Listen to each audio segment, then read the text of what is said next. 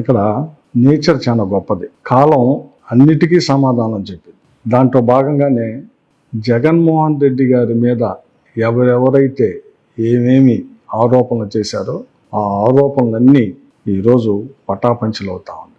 For example, నిన్న బాలకృష్ణ గారు అసెంబ్లీలో చాలా అసభ్యకరంగా జగన్మోహన్ రెడ్డి గారిని మాట్లాడారు. అది మాట్లాడి చాలా తప్పు. డెఫినెట్గా దాన్ని సమాజం మొత్తం ఖండించాల్సింది. ఇందాక గౌరవ శాసనసభ్యులు కామినేని శ్రీనివాసరావు మాడుతూ అప్పుడు అందరూ ఇండస్ట్రీ కలవడానికి వెళ్ళినప్పుడు సైకో గారిని.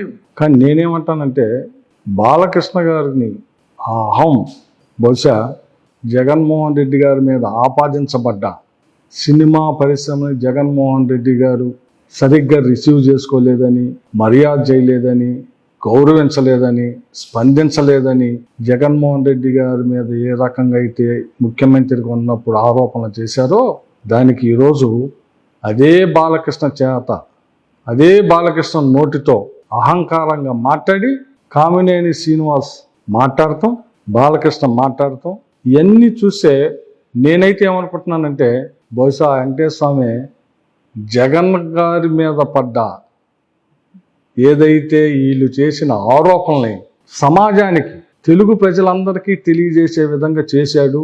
దాన్ని అసెంబ్లీలో వేదిక అయిందని నేను ఫీల్ అవుతా ఉన్నాను. ఎందుకంటే జగన్మోహన్ రెడ్డి గారు ముఖ్యమంత్రిగా ఉన్నప్పుడు చిరంజీవి గారిని కానీ, సినిమా పరిశ్రమలు కానీ వాళ్ళ సమస్యల మీద వచ్చినప్పుడు ఆయన ఎంతో హోందాగా, పెద్దరికంగా మన గౌరవించి ఇండస్ట్రీ నిలబడటానికి ఏం కావాలో అవన్నీ చేయమని చెప్పారని చెప్పి ఆ రోజు సినిమాటోగ్రఫీ మినిస్టర్గా ఉన్న పేర్న నాని గారు చెప్పడం జరిగింది.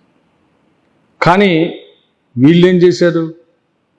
జగన్మోహన్ రెడ్డి గారు చిరంజీవిని అవమానించాడని, జగన్మోహన్ రెడ్డి గారు సినిమా పరిశ్రమను అవమానించారని వాళ్ళకున్న మీడియా బలంతో ప్రజల్ని రాంగ్ సంకేతం చేశారు, ప్రజలకి రాంగ్ మెసేజ్ని చేశారు.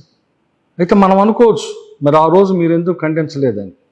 ఆ రోజు ఎందుకు మేము చెప్పాం, ఖండించాం. కానీ ఆ రోజు మీడియా బలం ముందు చంద్రబాబు నాయుడు గారు మీడియా ద్వారా జగన్మోహన్ రెడ్డి గారి దగ్గర జరిగింది ఒకటైతే, సమాజానికి, ప్రపంచానికి మీడియా ద్వారా జగన్మోహన్ రెడ్డి గారి మీద, జగన్మోహన్ రెడ్డి గారి ప్రవర్తన మీద క్యారెక్టర్ని అసాసియేట్ చేసే విధంగా తీసుకొచ్చేది. ఆ రోజు ప్రజలు నమ్మితే నమ్మి ఉండొచ్చు. ఎందుకంటే పవన్ కళ్యాణ్ జనసేన పార్టీలో తెలుగుదేశంతో కలిసి ఉంటే బహుశా చిరంజీవి గారు ఖండనిస్తే అది పవన్ కళ్యాణ్కి నష్టం జరిగిద్దని చిరంజీవి గారు ఆగి ఉండొచ్చు. దాన్ని అలుసుగా తీసుకొని చంద్రబాబు నాయుడు గారు జగన్ మీద, వైఎస్ఆర్ పార్టీ మీద తీవ్ర ఆరోపణలు చేశాడు. కానీ ఈరోజు ఏమైంది?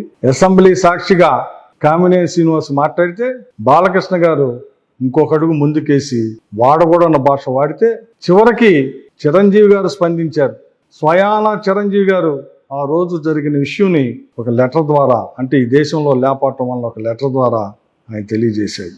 ఈరోజు స్వయాన నారాయణమూర్తి గారు, సినిమా యాక్టర్, ఆయన ఆ రోజు ఏం జరిగిందో, ఎంత మర్యాదగా జగన్మోహన్ రెడ్డి గారు ప్రవర్తించారు, ఇండస్ట్రీ అభివృద్ధికి ఏ రకంగా చేశాడనేది ఆయన చెప్పడం జరిగింది.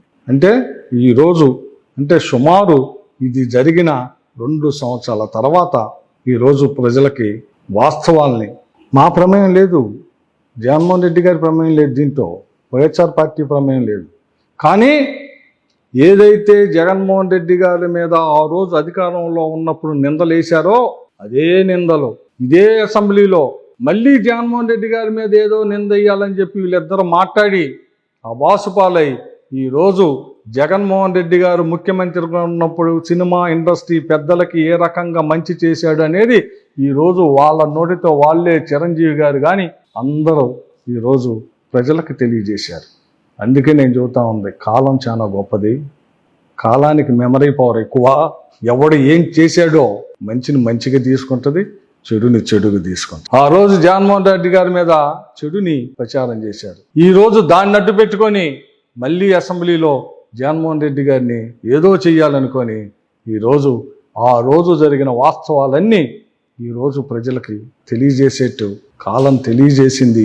ఇది డెఫినెట్గా ఆ వెంకటేశ్వర స్వామి ఆ రోజు జరిగిన వాస్తవాల్ని ప్రజలకి తెలియజేసే విధంగా చిరంజీవి గారి నోటి నుంచి, ఆర్ నారాయణమూర్తి నోటి నుంచి ప్రజలకి తెలియజేసే విధంగా జరిగిందనేది నా అభిప్రాయం.